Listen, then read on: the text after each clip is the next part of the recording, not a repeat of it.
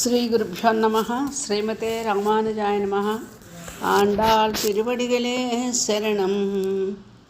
నీలాతుంగస్తనగిరితటీ సుప్తముద్భోజ్య కృష్ణం పారాజ్యం స్వం శృతిశతశిరసిద్ధమధ్యాపయంతి సోచిష్టాయాం సృజనగలితం యా బలాత్కృత్య భుంక్తే గోదా తస్యై నమయిదమిదం భూయ ఏవాస్తు భూయః.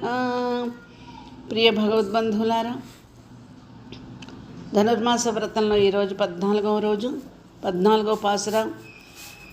ఈరోజు కూడా ఈ 10 మంది గోపికలలో 9వ గోపికను మేల్కొల్పుతూ ఉన్నారు గోదామ్మవారు. ఈ పాసురములో అందరికంటే ముందుగా మేల్కొని మిగిలిన వాళ్ళందరినీ కూడా నేను మేల్కొల్పుతానురా, మనందరం కలిసి వ్రతానికి వెళ్దాము అని ఆ సమూహానికి నాయకత్వం వహించగలిగిన శక్తి కలిగినటువంటి ఒక గోపిక. ఆ గోపిక ప్రతిజ్ఞ చేసింది, కానీ ఆ ప్రతిజ్ఞను విస్మరించి ఇప్పుడు నిద్రపోతుంది. అటువంటి ఆమెను మేల్కొల్పుతున్నారు. ఈమె ఇంటిలో ఇంటి వెనకాల పెరట్లో ఒక పెద్ద తోట ఉందిట, పూల తోట. అందులో ఒక దిగుడు బావి ఉందిట. పూర్వకాలంలో పెద్ద పెద్ద పంట పొలాల్లో కానీ ఇంటి యొక్క వెనుక భాగంలో పెరట్లో కానీ దిగుడు బావులు ఉండేవి. ఆ దిగుడు బావుల్లో తామర పువ్వులు, కలువ పువ్వులు పూస్తున్నాయి అని చెప్తున్నారు బయట నుండి గోపికలు.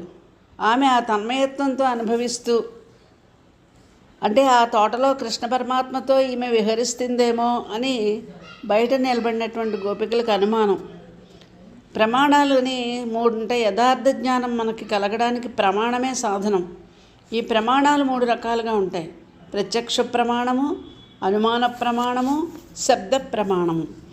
ఇంద్రియములచే విషయాలు అనుభవించడం వలన కలిగే జ్ఞానం, అంటే ఒక చూడడం వలన, తినడం వలన, ఆఘ్రాణించడం వలన ఇలా మనకి ఇంద్రియముల ద్వారా జ్ఞానం కలిగితే దాన్ని ప్రత్యక్ష ప్రమాణం అంటాం. ఒక్కొక్కసారి ఇంద్రియాలతో సంబంధం లేకపోయినా కార్యకారణాలకి సంబంధాన్ని ఊహిస్తే దాన్ని అనుమాన ప్రమాణం అంటాం.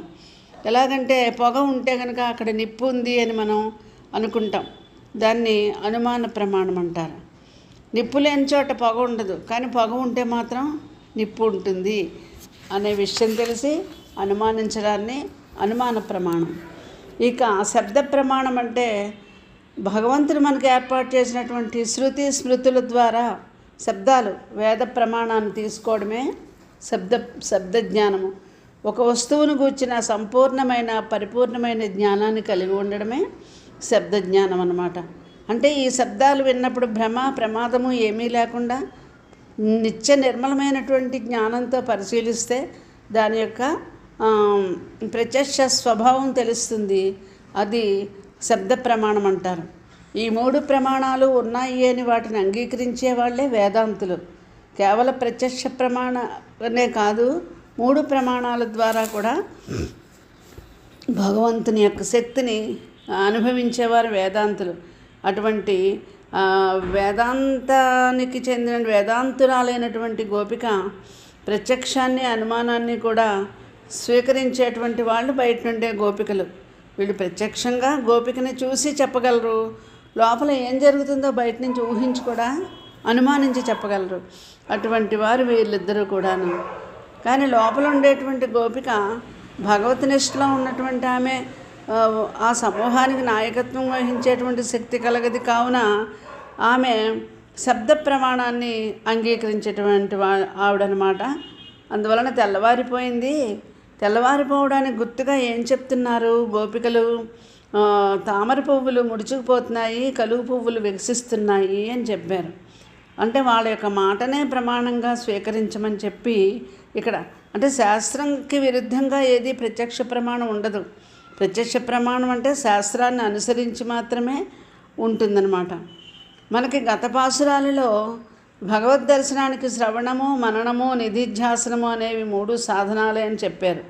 ఇందులో ప్రధానమైనది నిధిధ్యాసనము, అంటే ధ్యానం చేయడం, భగవంతుడిలో నిమగ్నమై ధ్యానం చేయడం, ప్రత్యక్ష సమానాకారంతో వస్తు సాక్షాత్కారాన్ని కలిగించడం, అంటే ఆ ధ్యానంలోనే భగవంతుడిని సాక్షాత్కరింప చేసుకోవడం అనేటువంటి లక్షణాన్ని ఈ పాసురంలో మనకి చెప్తూ ఉన్నారు. ఇలా తమకు నాయకురాలు పూర్ణురాలు అయిన గోపికను ఈ పాసురంలో మేల్కొల్పుతున్నారు. పాసుర విన్నపం చేసుకుందాం. ఆండాళ్ తిరువడిగలే శరణం. உங்கள் பொழக்களை தோட்டத்து வாவில் செங்கல் நீர்வாய் நெகிழிந்து ஆம்பல்வாய் கும்பின கால் செங்கல் பொடிக்கூரை வெண்பல் தவத்தவர் தங்கள் திருக்கோயில் செங்கிடிவான் போகின்னார் எங்களை முன்னம் எழுப்புவான் வாய் பேசும் நங்காய் எழுந்திராய் நாணாதாய் நாவுடையாய் செங்கடு சக்கரமேந்தும் தடக்கையன் பங்கைய கண்ணானை పాడు ఏలోరంబావాయ్. నీ పెరటిలో తోటలో బావిలో ఉన్నటువంటి ఎర్ర తామ పువ్వులు వికసిస్తున్నాయి, నల్ల కలువులు మొగులిస్తున్నాయి. మేము వచ్చి నీ వాకిటి నిలిచిండగా తెల్లవారుచున్నను నీవు మేల్కొనవేమిటమ్మా అనగా, తెల్లవారిందనడానికి గుర్తేమిటి? మీరు తెల్లవారులు కూడా కృష్ణుడి దగ్గరికి వెళ్తున్నామని ఆ ఆనందంతో నిద్రపోవలేదు కదా. అందువలన మీ ముఖంలో ఒక కాంతి వచ్చింది.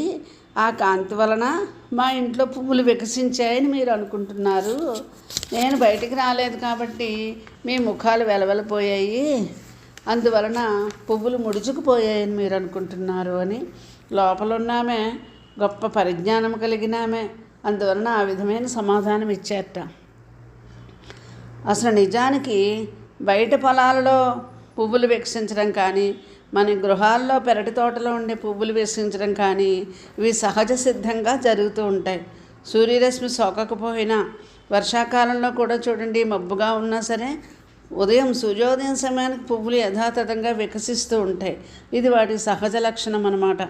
శ్రీమద్ రామాయణంలో కూడా రామచంద్రమూర్తి సీతావియోగంతో బాధపడుతూ మాల్యవంత పర్వతం మీద తిరిగినప్పుడు వర్ష ఋతువు వచ్చిందిట. అప్పుడు మేఘాలు ఆవరించి పొద్దుపోయిందో లేదో తెలియటం లేదు. అటువంటి సమయంలో శ్రీరామచంద్రమూర్తి ఇలా అంటారు, ఆ సమయంలో మాలతీ పుష్పాలు వికసించాయట. మాలతీ పుష్పాలు వికసించాయి కాబట్టి తెల్లవారింది అని ఆయన గుర్తించారట. అలాగా ఈ పుష్ప వికసనం అనేది ప్రకృతి సిద్ధంగా సహజసిద్ధంగా జరిగేటువంటి విషయం కావున అలా జరుగుతుంది అని లోపల ఉండేటువంటి గోపిక వీరి మాటని త్రోసిపుచ్చారు. లోపలుండే ఆమె అంతర్యామిగా భగవంతుణ్ణి ఉపాసన చేస్తున్నటువంటి ఆమెగా మనకి ఇక్కడ తెలుస్తుంది. మీ తొందర కనిపిస్తుంది కానీ యథార్థంగా తెల్లవారలేదు, ఇంకా పువ్వులు వికసించకుండానే వికసించే సమయం అయిందని, పువ్వులు వికసించాయని మీరు నాకు చెప్తున్నారు అనేటువంటి విషయాన్ని ఆమె చెప్తే గోదాగోపిక ఏమన్నారంటే, செங்கல் பொடிக்கூரை வெண்பல் தவத்தவர் தங்கள் திருக்கோயில் செంగిడివాన్ పోగిన్నార్.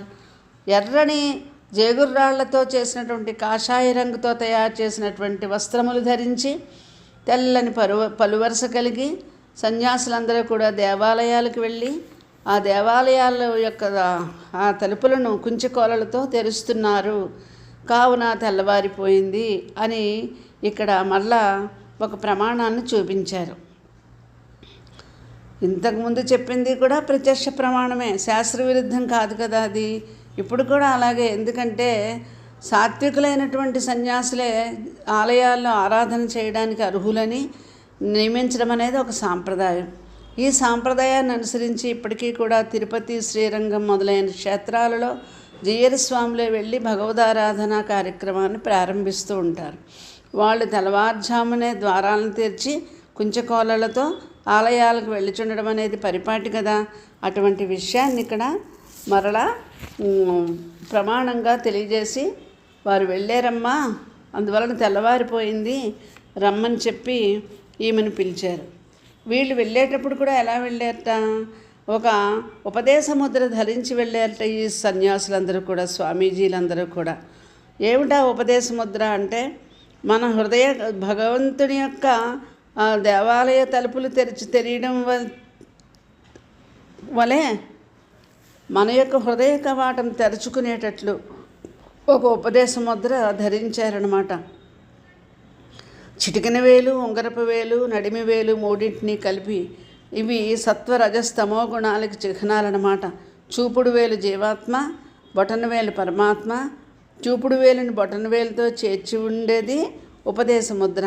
ఇటువంటి ఉపదేశ ముద్రను ధరించి వీళ్ళు వెళ్తున్నారు అని తెల్లవారిపోయిందని ప్రపన్నులే తపస్సాలురు. వాళ్ళు ఎటువంటి వారు? ఈ స్వాములు భగవానుడే ఉపాయము అనే స్వీకరించిన ప్రపత్తి మార్గాన్ని అవలంబిస్తూ ఉండేటువంటి వాళ్ళు. తెల్లవారింది రమ్మని చెప్తున్నారు. ఇక తెల్లని పండ్లు కలిగి ఉండడం అంటే విషయ విరక్తి, పరమాత్మరక్తి అని. ఎందుకంటే ఆహారం శుద్ధిగా ఉంటే సత్వ సంశుద్ధి పెరుగుతుంది అని గీతలో భగవంతుడు చెప్పారు. మనం తీసుకునే ఆహారం సాత్విక ఆహారం అయితే మనలో సత్వగుణం కూడా అభివృద్ధి చెందుతుంది. అటువంటి ఆహారం తీసుకున్నారు కాబట్టే వారి యొక్క వాక్కు కానీ వారి యొక్క దంతములు కానీ స్వచ్ఛంగా ప్రకాశిస్తూ ఉన్నాయి అని వాళ్ళ యొక్క ఆ స్వచ్ఛతని తెలియజేస్తూ తెల్లవారింది అని చెప్పినప్పటికీ తపస్సాలు మేల్కొని ఆరాధనకు సిద్ధపడడం తెల్లవారడానికి గుర్తు కాదు. వాళ్ళు సతతం కీర్తయంత, వాళ్ళకి రాత్రి పగలు అని ఉండదు. ఎప్పుడు కూడా భగవద్ధ్యానం చేస్తారు, భగవద్గుణాన్ని పాడుకుంటూ ఉంటారు, భగవంతుడి గురించి చెప్తూ ఉంటారు. అందుచేత వాళ్ళకి ప్రత్యేకం తెల్లవారడం అనేది ఉండదు. నిత్యయుక్త ఉపాసతే, ప్రపన్నులు ఎప్పుడూ భగవంతుడిని ఉపాసన చేస్తూనే ఉంటారు అని అంటే అప్పుడు గోపికలు అంటున్నారు, ఎంగళై మున్న మెలుపువాన్ వాయ్ పేసుం నంగాయ్, పరిపూర్ణురాలా అని పిలుస్తున్నారు. మళ్ళీ ఇప్పుడు మమ్మల్ని ముందుగా లేపుతానని మాట ఇచ్చావు, నీకు గుర్తుందా? ఇదేనా నీ పరిపూర్ణత్వము? మా అందరినీ కూడా కలిపి తీసుకెళ్తా అన్నావు కదా స్వామి దగ్గరికి. నీవు ఈ విధంగా ఉండడం మంచిదా? యజ్జదాచరతి శ్రేష్ఠ తత్తదేవ ఇతరో జనః, ప్రపంచంలో శ్రేష్ఠుడు గొప్పవాడు ఎవరైతే ఏ పనినైతే చేస్తారో ఇతర జనులు కూడా దాన్నే ఆచరిస్తూ ఉంటారు. అందువలన అలాంటిది నీవు ఈ విధంగా ఉండి ఇలా మాట్లాడడం తగదమ్మా. ఓ పూర్ణురాలా, పరిపూర్ణంగా భగవద్ అనుభవాన్ని పొందినదానా, ఎళిందిరాయ్ లేచిరమ్ము అని అన్నా ఆమె లేవకపోవడం చేత నానాదాయ్ నావుడయాయ్, సిగ్గులేనిదానా, మాట నేర్పుగలదానా అని అంటున్నారట. ఇప్పటి వరకు పొగిడేరు కదమ్మా, ఇప్పుడు మళ్ళా ఇలా అనడం ఏమిటి, సిగ్గులేనిదానా అంటే ఒక ఉదాహరణ చెప్తారు. ఎప్పుడైనా ఎవరికైనా దాన ధర్మాలు అవి చేసినప్పుట సిగ్గుపడుతూ అంటే యాచకులకి తగినంత మనం ఇవ్వలేకపోయాము అని బాధపడడం, దాన్ని ఇక్కడ సిగ్గంటేను. మన వైభవం కొద్దీ మనం ఇవ్వాలి, కానీ అందులో సంకోచం ఉండకూడదు అనే విషయం చెప్పడానికని ఆ పదాన్ని ఉపనిషత్ పరంగా ఇక్కడ అన్వయిస్తున్నారనమాట. నీవు నీ అనుభవాన్ని మాకు అందించి భగవంతుడి దగ్గర తీసుకువెళ్తా అన్నదానివి ఇలా ఉండడం నీకు అవమానమే కదా అని చెప్తున్నారు. శ్రీరామచంద్రమూర్తి దండకారణ్యంలో ఋషులందరూ ఆయన దగ్గరికి నడిచి వస్తే, పూజ్యులైన మీ వద్దకు నేనే వచ్చి మీకు రక్షణ చెయ్యాలి, మీరు నాకు ఎదురుగా వచ్చి మీ కష్టాలను తెలియజేయడం ఏమిటి, ఇది నాకు చాలా అపరిమితమైన సిగ్గును కల్పిస్తుంది అని బాధపడతాడు. అంటే జీవుల విషయంలో పరమాత్మకి కలిగినటువంటి అనిర్వాచ్యమైన ఆ వాత్సల్యాన్ని తెలిపేటప్పుడు, ఆ భగవంతుడు జీవుల గురించి నొచ్చుకున్నప్పుడు కలిగే ఆ అనుభవాన్ని ఈ పదంతో చెప్తూ ఉంటారు. అందుకనే శ్రియాదేయం హిర్యాదేయం అని చెప్తుంది ఉపనిషత్తు. ఈ విధంగా ఈమెను 3 విధాలుగా సంబోధించి, మాట నేర్పగలదానా, నువ్వు ఏమేం ప్రమాణాలు చెప్పినా ప్రత్యక్ష అనుమాన శబ్ద ప్రమాణాలన్నిటినీ తోసిపుచ్చుతున్నావు, పరిపూర్ణమైనటువంటి అనుభవం కలిగిన దానివి, మాట నేర్పు కలిగిన దానివి అని మేల్కొల్పి, అయితే సరే నేను వస్తానరా, వస్తే ఏం చేయాలి? செங்கடு சக்கரமேந்தும் తడక్కెయ్యన్ పంగయ కన్నానై పాడా, శంఖచక్రాలు దాల్చిన దీర్ఘములైన బాహువులు గల పుండరీకాక్షుణ్ణి మనం కీర్తించాలి రమ్మన్నారు. పుండరీకాక్షుని కీర్తిద్దాము అనొచ్చు కదా. ఇక్కడ శంఖచక్రాలు ధరించిన ఆ పుండరీకాక్షుణ్ణి, ఆ పద్మాక్షుణ్ణి, ఆ విష్ణుమూర్తిని, ఆ కృష్ణుణ్ణి మనం పాడదాము. గోపికలందరికీ కూడా భగవంతుడు మామూలుగా కనబడితే ద్విభుజుడిగా 2 భుజాలతో, యశోదకి మాత్రం, అలాగే పుట్టిన వెంటనే దేవకీదేవికి మాత్రం 4 భుజాలతో కనబడ్డాడు. అందుచేత శంఖచక్రధరుణ్ణి కీర్తిద్దాము అన్నారు. శంఖం అంటే చాలా ఇష్టం మన గోపికలకి. ఎందుకంటే శంఖము వలె ఉండాలి అని కోరుకుంటారు తర్వాత పాసరంలో. అంటే శంఖం ఎప్పుడూ స్వామి యొక్క సాన్నిధ్యంలో ఉంటుంది, ఆయన పెదాలకు దగ్గరగా ఉంటుంది, ఆయన వదనానికి దగ్గరగా ఉంటుంది. కాబట్టి అలాంటి శంఖంలా ఉండాలని మన వాళ్ళకి ఒక కోరిక ఉంది. అందువలన ఒకటి. రెండోది ప్రణవానికి సూచన కాబట్టి మనం ఆ భగవంతుడిని ప్రణవాకారం అంటాం. ప్రణవాన్ని స్మరించుకుంటూ వెళ్దామని ఒకటి. ఇక చక్రం అంటే సుదర్శన చక్రం, పరిపూర్ణంగా భగవంతుడిని మనకు దర్శనం చేయించేటువంటి చక్రము అది. పైగా శత్రు సంహారం చేయగలిగినటువంటిది. ఆ రెండింటినీ ధరించిన పరమాత్మ దగ్గరికి మనం వెళ్దాము. వెళ్ళేటప్పుడు ప్రతిబంధకాలు వస్తే సుదర్శనుడే చూసుకుంటాడు. సుదర్శన చక్రమే మనల్ని రక్షిస్తుంది. వారిని మనం కీర్తించడానికి వెళ్దాం రమ్మని చెప్పి ఈనాటి గోపికను ఆండాళ్ళ తల్లి పాడారు, మేల్కొల్పారు. మా సంఘాన్ని భగవద్ అనుభవ వర్షంతో తడిపి నీవు మాకొక చైతన్యాన్ని ఇవ్వమ్మా అని గోపికను పిలిచారు. ఈ పాసురంలో కూడా మనం ముందు నుంచి చెప్పుకున్నట్లుగా ఈరోజు తొండరప్పొడి ఆళ్వార్ అనేటువంటి ఒక ఆళ్వార్ని మేల్కొల్పుతున్నారు. ఈయన తొండర్ భక్తులు అడి పాదములు పొడి రేణువు, భక్తాంగ్రి రేణువు అని వీరికి పేరు ఉంది సంస్కృతంలో. విప్రనారాయణులు అని కూడా వీరికి వ్యవహారనామం ఉంది. వీరు మహాభక్తులు. శ్రీరంగనాథుని వద్ద నిత్య కైంకర్యం చేస్తూ పుష్పమాలా కైంకర్యాలు కోసమని ఒక ఉద్యానవనాన్ని నిర్మించుకున్నారు ఇంటి దగ్గర. రంగనాథునికి పుష్పమాలను సమర్పిస్తూ ఉండేవారు. అంతటి పరమభక్తుడు తొండరప్పొడి ఆళ్వార్. కొంతకాలం తర్వాత వీరికి కృత్రిమ భక్తిని నటిస్తూ దేవదేవి అనేటువంటి ఒక ఆమె ఈయన వశపరుచుకుంది. అప్పుడు ఈయన భగవత్ కటాక్షాన్ని విడిచిపెట్టి విషయ విరక్తులై ఉండేవారు కదా ఆయన. అందువలన ఆ వచ్చిన ఆమెకు కూడా భగవత్ సేవాశక్తిని నింపారు. ఇలా ఈయన రంగనాథుని సేవ చేస్తూ ఉంటే కొన్నాళ్ళకి దేవదేవికి వశమైపోయి ఆయన భగవత్ కటాక్షాన్ని భగవత్ సేవాశక్తిని విడిచిపెట్టారు. వీరు రంగనాథస్వామికి సుప్రభాతాన్ని ద్రావిడ భాషలో రచించారు. దీనిని తప్పక అధ్యయనం చేస్తారు. దీన్ని తిరుప్పల్లి ఎల్లిచ్చి అని అంటారు. తర్వాత వీరి భక్తిని పరీక్షించి వీరికి జ్ఞానోదయం కలిగేలాగా శ్రీరంగనాథస్వామి చేస్తారనుకోండి. ఈ పాసురంలో సుందరోద్యానము, దిగుడు బావి, తామరలు, కలువలు మున్నగు సన్నివేశాల చేత విప్రనారాయణులు అనేటువంటి ఆళ్వార్లని గురించి, వారి యొక్క భగవత్ నిష్ఠ గురించి గోదామ్మ మనకి ఇందులో అనుగ్రహించారు.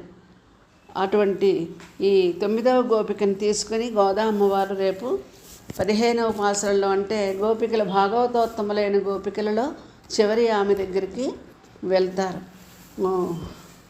ఇది ఈ పాసురార్థం ఈరోజు. స్వస్తి. స్వోచ్చిష్టమాలికాబంధ గంధబంధురజిష్ణవే విష్ణుచిత్తతనూజాయై గోదాయై నిత్యమంగళం.